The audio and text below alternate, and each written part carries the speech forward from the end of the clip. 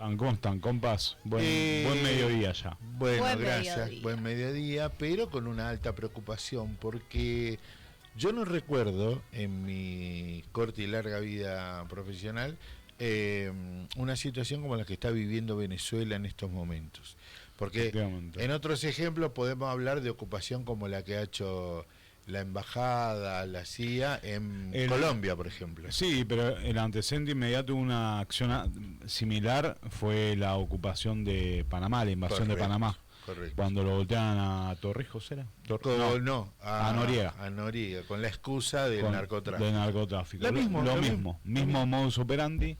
Ahí Estados Unidos, el gobierno norteamericano, lo declara a Maduro y a varios funcionarios del gobierno actual de Venezuela como parte de un cártel superpoderoso y novedoso en su organización, porque sea parte de un Estado soberano.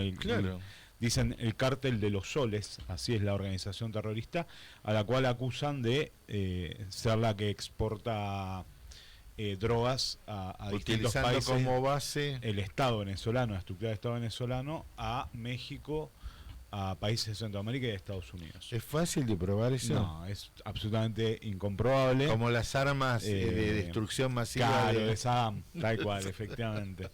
Pero bueno, eso le permitió a Estados Unidos subir la recompensa por la captura de Maduro a $100 millones. Ese valor tiene su cabeza hoy por hoy. Y también movilizar una flota de guerra a las costas venezolanas. ¿Estás incitando a un magnicidio?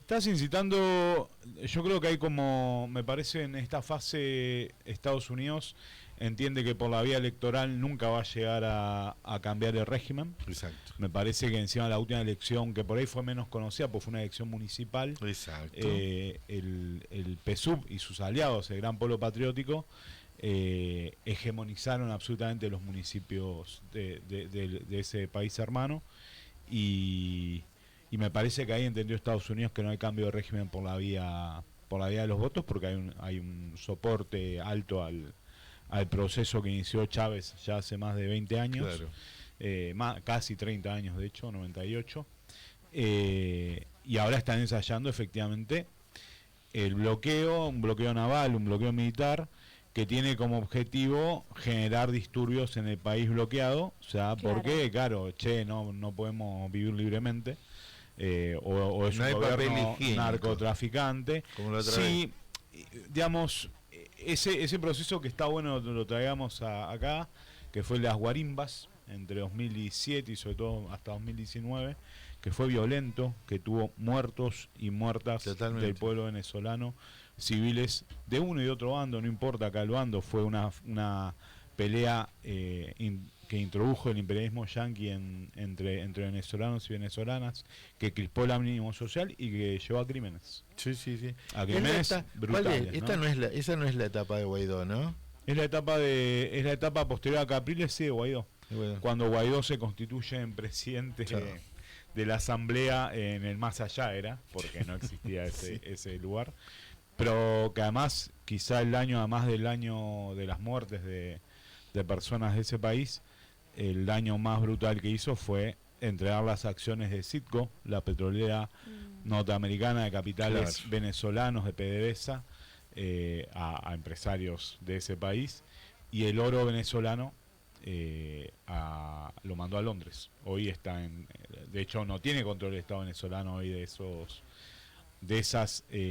oro, que son miles de millones de dólares. Y escuchame una cosa, está bien, te bloquean por mar. Sí.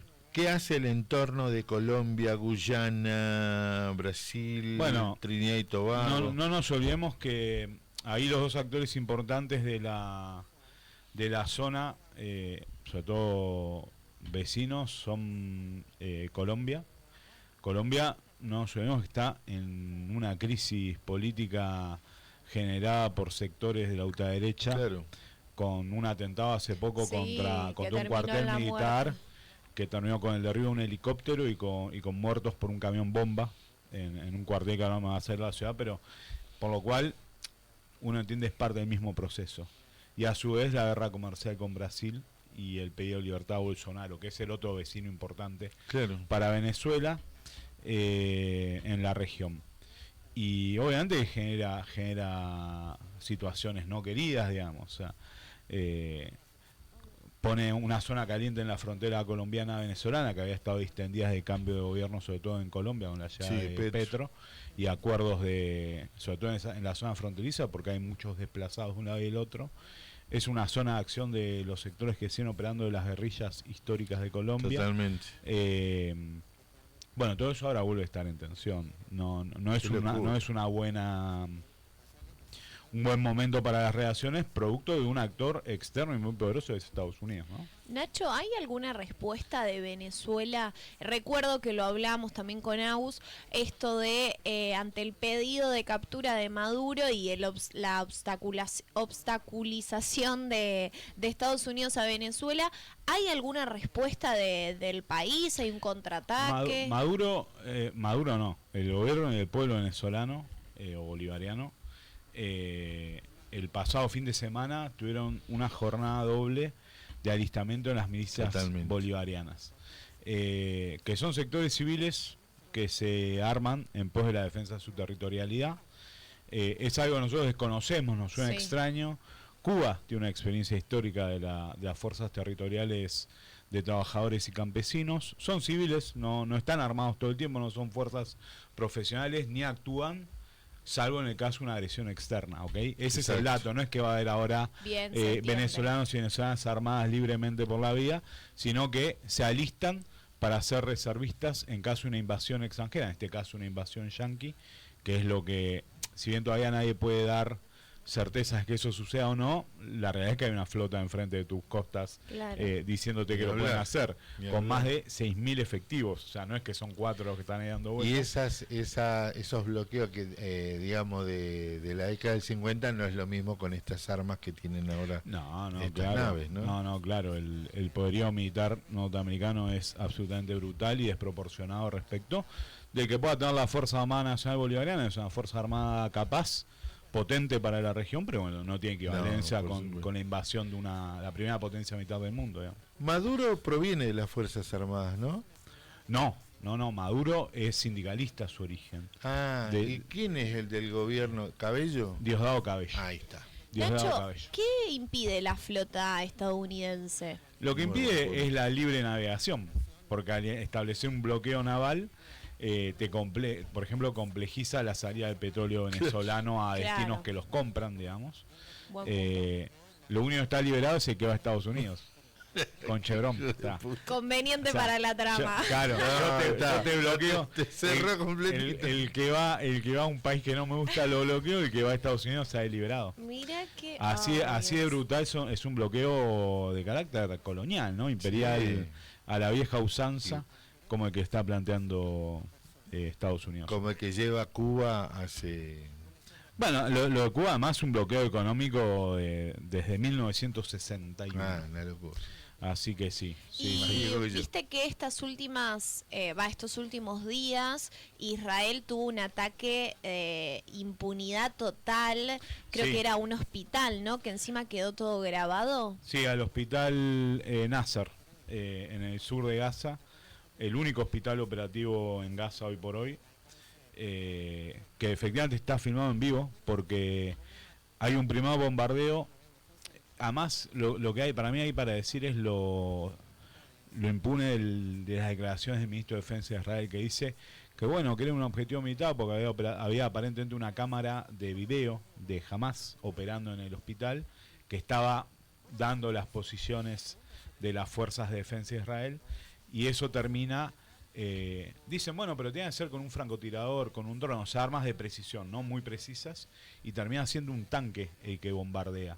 Lo que tira son 2 proyectiles de 120 milímetros, por eso ese nivel destructivo que tiene el video, y que ahí, primero que produce 20 muertos, en el primer ataque son menos, pero en el segundo, cuando había tareas de rescate, son muchos más, eso es lo brutal, que se ve en vivo por un corresponsal de Reuters que estaba transmitiendo la agencia de noticias inglesa, y son 5 corresponsales extranjeros de Al Jazeera, de Reuters y de otras más que ahora, una es norteamericana, no me va a salir el nombre, una agencia de noticias norteamericana,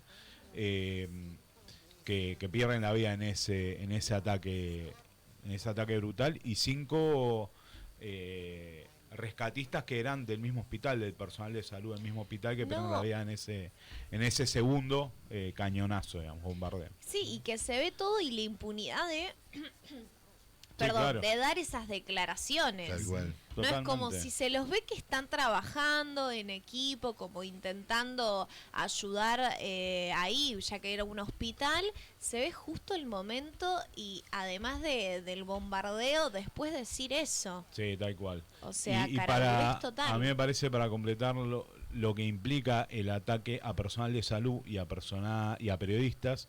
Primero son más de, si no recuerdo mal, casi 200 periodistas ya muertos en Gaza particularmente, y además asesinados por Israel. No es que fue jamás el que los capturó, los ejecutó, los tomó de rehenes, sino que hay una decisión de un Estado, una potencia militar como Israel, de eliminarlos para que no exista la cobertura y la posibilidad de conocer lo que pasa en ese lugar.